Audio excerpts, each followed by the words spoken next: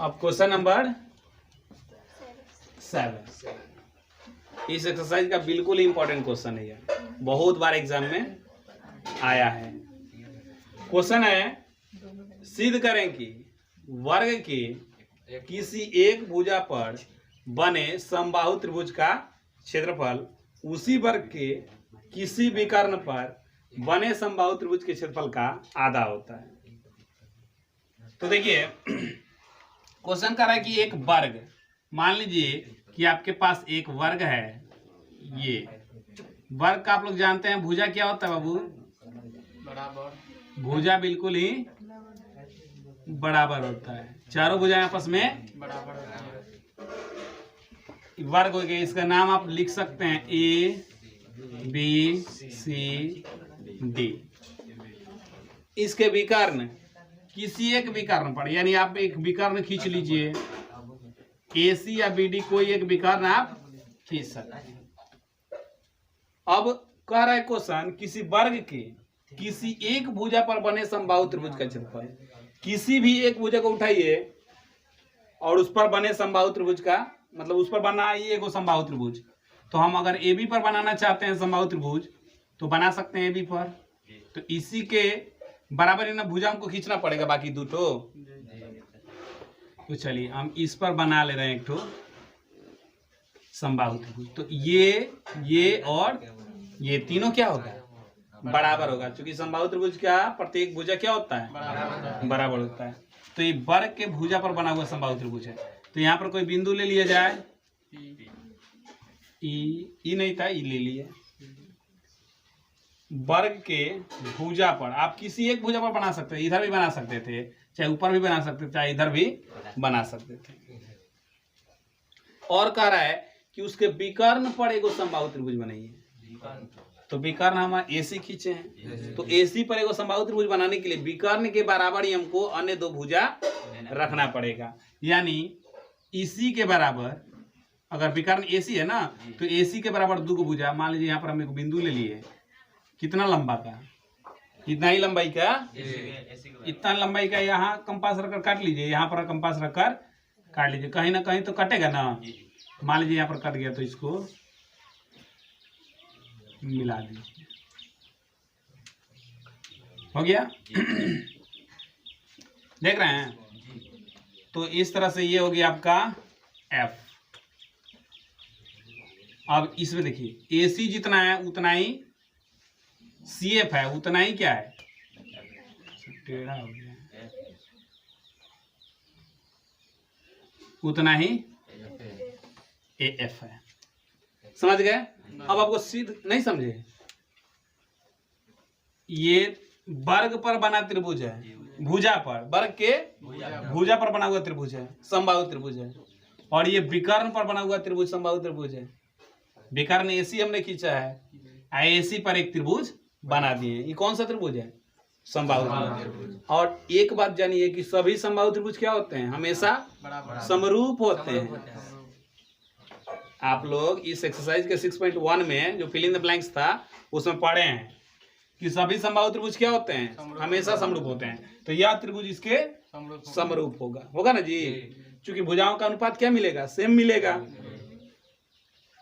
तो देखिए आपको सिद्ध करना है कि ये जो भुजा पर बना हुआ त्रिभुज का क्षेत्रफल होता है वो विकर्ण पर बने त्रिभुज के क्षेत्रफल का आधा होता है।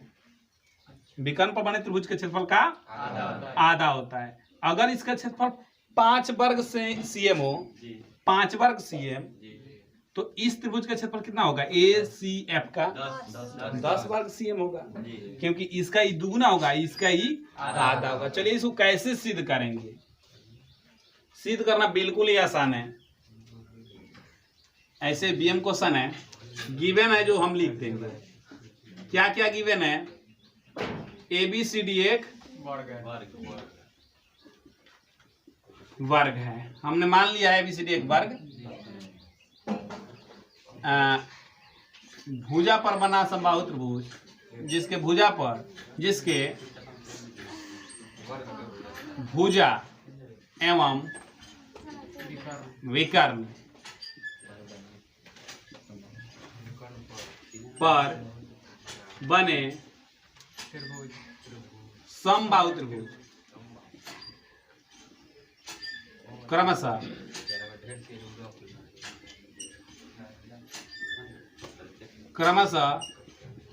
त्रिभुज AB तथा त्रिभुज ACF है। ठीक है, यही तो है। अब सिद्ध क्या करना है, टू प्रूव। सिद्ध करना है एरिया AB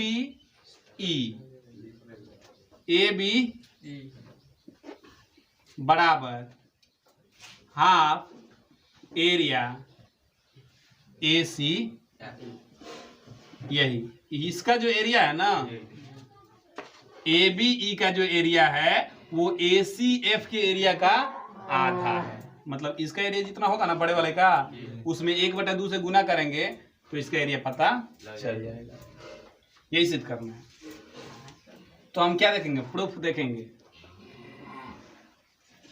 इसमें भी कोई कंस्ट्रक्शन नहीं होगा। हम जानते हैं कि सभी समबाहु त्रिभुज क्या होते हैं, समरूप होते हैं। तो लिख देंगे चूंकि सभी समबाहु त्रिभुज समरूप होते हैं, इसीलिए त्रिभुज ABE समरूप त्रिभुज ACF। ये तो जान गए। अच्छा, इसके बाद आप जानते हैं कि दो समरूप त्रिभुजों के क्षेत्रफलों का अनुपात उनके संगत भुजाओं के अनुपात के वर्ग के बराबर होता है। तो वही हम यूज करेंगे। कौन सा प्रमेय है ये? 6.6। हाँ, तो लिखेंगे प्रमेय 6.6 से। प्रमेय 6.6 से एरिया, कौन सा एरिया बाबू? AB बट्टा area AC is equal to AB बट्टा AC। AB बट्टा का दी, कोई प्रॉब्लम नहीं ना? आगे बढ़िए। Area ABE by area ACF is equal to, देखिए ये AB है तो AB हम लिख सकते हैं। अब देखिए वर्ग का विकर्ण, AC क्या है? वर्ग का विकर्ण। तो वर्ग का विकर्ण का एक सूत्र आप लोग पढ़े होंगे। वर्ग का विकर्ण बराबर क्या होता है? हाँ, √2 इंटू साइज। पढ़े है ना? √2 गुने भुजा। वर्ग का विकर्ण क्या होता है? अगर हम विकर्ण को भुजा के यदि में बदल रहे हैं, भुजा के रूप में, तो क्या आ जाएगा? √2 गुने भुजा। तो हम लिख सकते हैं विकर्ण को √2 इंटू भुजा। वर्ग का कोई भी भुजा, सब भुजा तो बराबर ही है। तो हम क्या लिख देंगे? AB। इसका क्या? स्क्वायर। ठीक है। अब देखिए इधर कोई बात नहीं, इधर भी जगह है। अब देखिए area ABE by area AC is equal to, AB से भी क्या हो जाएगा? यहाँ पर कैंसिल कर दिया जाए, AB से भी, तो ये हो जाएगा 1 बाई √2 का होल स्क्वायर। ठीक है। अच्छा, तो area ABE is equal to 1/2 into area AC। ये ना सिद्ध करना था। एरिया उधर चला गया, इंटू में हो गया, यानी इसको हम लिख सकते हैं area ABE is equal to half area ACF। ये आपका प्रूफ। बहुत इंपॉर्टेंट क्वेश्चन है, ये बहुत बार आया एग्जाम में। तो इसको कॉपी कर लीजिए।